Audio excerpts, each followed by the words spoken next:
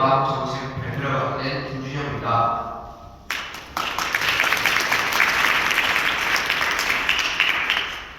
발표 순서는 제한 배경, 정책 제한, 기대 효과 순으로 발표하였습니다. 먼저 제한 배경입니다. 청소년 마약. 여러분들은 마약에 대해 어떻게 생각하시나요?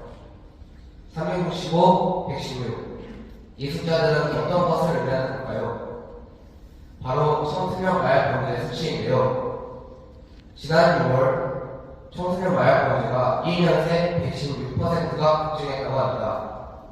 지난 7월 경찰청에서 2022년 마약류 범죄 력서를 발표했는데요. 마약 사범은 18,395명으로 4년 동안 45.8%가 증가하였고 10명 중 6명이 30대 이하 청년층이고 이중 10대 마약 사범은 481명으로 2018년보다 4배가 증가했다고 합니다. 어느 마약 사범이 14살에 시작한 마약 후 교도소를 6번을 다녀왔지만 10년 넘게 교도소에 있으면서 자신에게 주어진 것은 정신과 폐쇄력은 뿐이었다고 합니다. 만약 그 사람이 마약을 접하기 전 마약 중독 예방 교육을 받았다면 지금의 인생과는 다른 삶을 살지 않았을까요?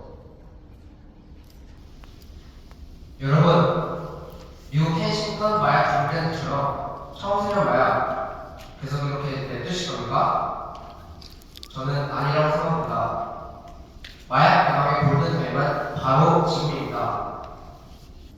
2023년 7월 국민권익위원회에서 청소년 마약 예방 교육 개선 설문조사 결과에 따르면 우리나라 국민들은 현재 청소년 마약 노출 위험성이라는 질문에는 88.5%가 매우 심각하다고答했습니다. 또한 청소년 마약 노출을 막기 위한 대책으로 91.1%가 마약 예방 교육이 압도적이었고 9.9%가 처벌 강화로 응답했습니다. 여러분, 이처럼 마약 예방에는 무엇보다 현장에 꼭 필요한 마약 중독 예방 교육이 우리 청소년에게 반드시 필요합니다. 이에 저희가 제안한 정책은 총 3개입니다. 첫 번째 정책은 중독관리통합지원센터 개소입니다. 중독관리통합지원센터는 건강하고 안정적인 삶의 영위를 위해 다양한 중독 예방 및 재활 치료를 하는 것으로 서울시 내 청소년을 포함한 서울 시민을 대상으로 하고 센터 위치는 서울시 거점 지역인 중구, 영등포구, 송파구에 개소하는 겁니다. 활동사업 내용은 중독문제 조기 발견, 중독질환자 관리, 중독문제 관리 체계를 구축함으로써 중독 개인 및 가족에 대한 지원과 지역 주민에 대한 중독 예방 서비스를 제공합니다. 두 번째 정책은 청소년 마약 중독 예방 교육입니다. 청소년의 마약에 대한 호기심, 그리고 접근성과 투약, 마약 유통 과정의 관함을 사전에 예방하고 사회 공동체 속에서 청소년들이 건전한 구성원으로서 성장할 수 있도록 도모하는 정책으로 서울시 내 초중고등학교 청소년을 대상으로 실시합니다.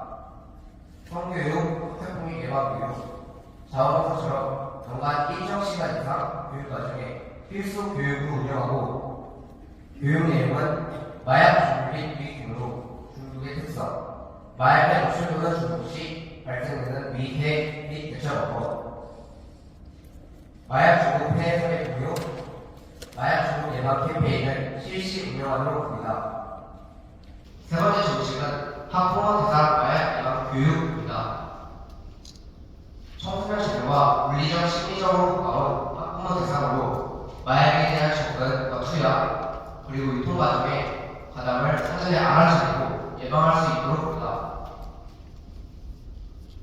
초중 고등 청소년 자녀를 둔 학부모 대상으로 마약의 종류와 위험성, 청소년이 마약에 접근할 수 있는 경로, 초기 경고 시도, 마약에 접근한 자녀와의 소통과 대화 방법, 관련기관의 도움을 받는 방법, 예방 전략 등입니다.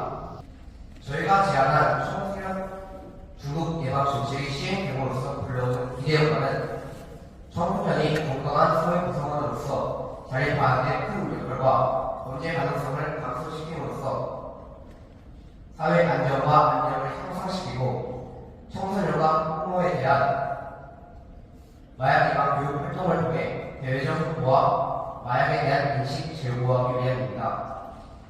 저희가 제안한 청소년 중독 예방 정책이 선정되어 청소년 마약 예방에 서울시가 먼저 나서서 선제적으로 선도하길 바랍니다. 이상 섭하고 마동 청소년 참여위원회 청소년 중독 예방 정책 발표를 마치겠습니다. 감사합니다.